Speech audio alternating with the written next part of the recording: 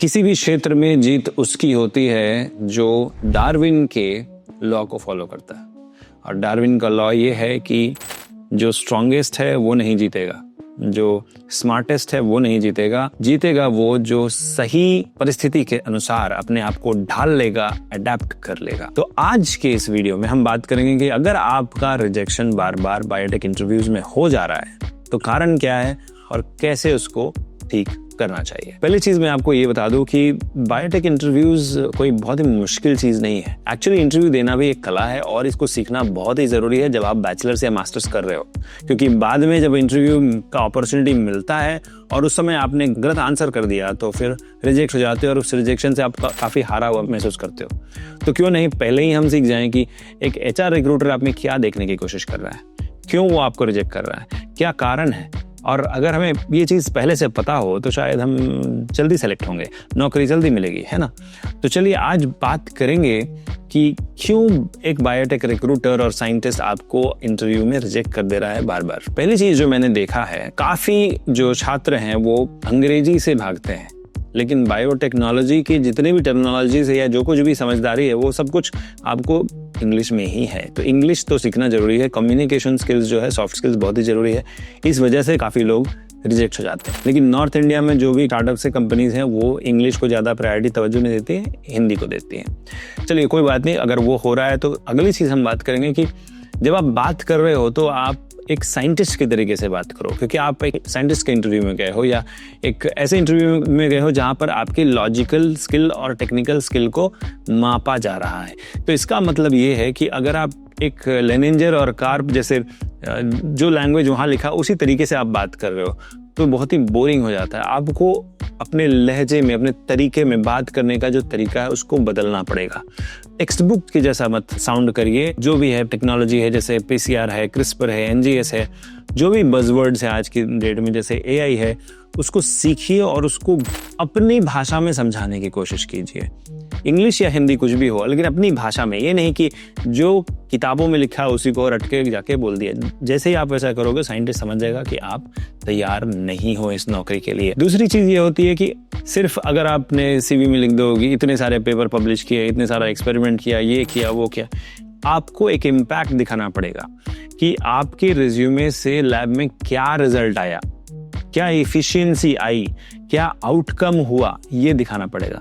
सिर्फ नंबर्स लिख दिया, 4 पेपर पब्लिश किए, क्या पब्लिश किया, उसमें क्या चैलेंजेस आई और उसको आपने कैसे ओवरकम किया, वो सारी चीजें भी वहां पर होनी चाहिए। ठीक है। अब अगली चीज आती है, आपने एक सीवी बना लिया, एक रिज्यूमे बना लिया, उसी को सब जगह अप्लाई कर रहे हैं। देखिए पहला पैराग्राफ और लास्ट का जो कीवर्ड का जो सेक्शन होता है, दोनों को हर बार चेंज करना है, क्योंकि बीच का फैक्टर्स तो आप चेंज नहीं कर सकते, जो भी आपने ट्रेनिंग ले रखी है, जो भी डिग्री की है। लेकिन स्टार्टिंग जो आपका कवर लेटर या रिज्यूमे में जो आप एक पैराग्राफ लिखते हो ऑब्जेक्टिव, उसको आपको हर बार चेंज करना है। आप ईमेल भेज रहे हो जेनेटिक इंजीनियरिंग के लिए और आपका जो सीवी है वो बायोइन्फॉर्मेटिक्स के लिए कस्टमाइज्ड है, यहीं पर मिसमैच होता है और आप रिजेक्ट जल्दी होते हो। जो कीवर्ड स्किल है उसको भी आपको हाईलाइट करना पड़ेगा, जो जॉब डिस्क्रिप्शन में है उसको ही आपको डालना पड़ेगा और इसके लिए आप चैट जीपीटी की भी मदद ले सकते हैं। अब अगली चीज ये है कि सॉफ्ट स्किल को बहुत सारे लोग इग्नोर कर देते हैं। देखिए टीम वर्क, साथ में मिलकर काम करना, कम्युनिकेशन स्किल्स और project management skills, product development skills, ये सारी स्किल्स जो हैं आपको किसी डिग्री में नहीं मिलेगी, लेकिन ये सारी बोनस स्किल्स हैं। ये बहुत ही ज़रूरी है। और अगर कोलैबोरेटिव रिसर्च में काम करना है, मतलब कि अगर आप बहुत सारे टीम्स के साथ मिलकर काम कर रहे हो तो एक सीआरओ एनवायरनमेंट में आपको ये सारी चीज़ें होनी बहुत ही ज़रूरी है। सिर्फ आईक्यू आपके पास है और ईक्यू नहीं है, मतलब इमोशनल क्वोशंट नहीं है, तो आप किसी भी टीम का हिस्सा नहीं बन सकते हो, ये याद रखना। आगे बढ़ते हुए मैं आपको ये बताना चाहूँगा कि जब भी आप बात कर रहे हो किसी भी साइंटिस्ट से या किसी भी एचआर से, एक ह्यूमन टच देना ना भूलिए। सिर्फ ये मत लिखिए मैं बहुत पैशनेट हूँ, ये दिखाइए कि कितना पैशन दिखाया है आपने, क्या कुछ किया है। तो कर्म सबसे प्रधान होता है, तो कर्म को दिखाइए सीवी में। ये नहीं कि थ्योरेटिकली लिख दिया मैं बहुत पैशनेट हूँ, मैं ये करना चाहता हूँ, वो करना चाहता हूँ। आप क्या करोगे उससे रिक्रूटर को कोई फर्क नहीं पड़ता है। आप क्या कर रहे हो, क्या कर चुके हो, उसमें वो ज़्यादा इंटरेस्टेड है, ताकि वो अपने मैनेजर को ये प्रेजेंट कर पाए, ताकि आपका सिलेक्शन जल्दी हो पाए। अब याद रखिए किसी भी बायोटेक रिक्रूटर को हर महीने टारगेट मिलती है और उस टारगेट के अनुसार ही वो टैलेंट को हंट करता है और उसी तरीके से शायद लिंक्डइन के जरिए या बायोटेक्निका के जरिए, हमारे प्लेटफॉर्म के जरिए वो उसने आपको कांटेक्ट किया है। अब जब उसने आपको कांटेक्ट किया और उस समय पर आप फोन नहीं उठाओगे या उठाया अभी तो रिप्लाई ठीक से नहीं किया, शायद आप सो रहे थे या कहीं और बिजी थे, आपको अटेंशन देना पड़ेगा और रिक्वेस्ट करना पड़ेगा कि क्या मैं आपसे थोड़ी देर बाद बात कर सकता हूँ, अगर उस समय बात नहीं कर सकते हैं। और सबसे इंपॉर्टेंट चीज मैंने देखा है कि एक साइंटिस्ट को एक स्टोरी टेलर होना बहुत जरूरी है।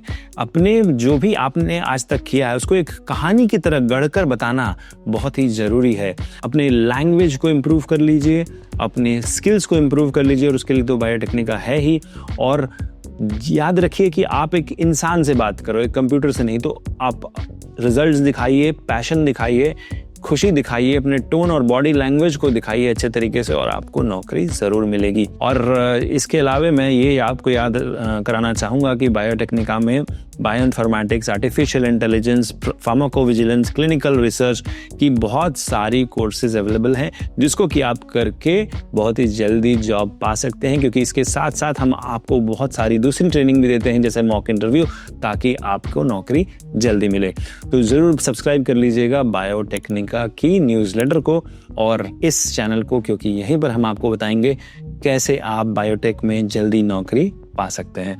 तो इस वीडियो को देखने के लिए बहुत बहुत धन्यवाद और मिलते हैं अगले वीडियो में। तब तक के लिए नमस्कार।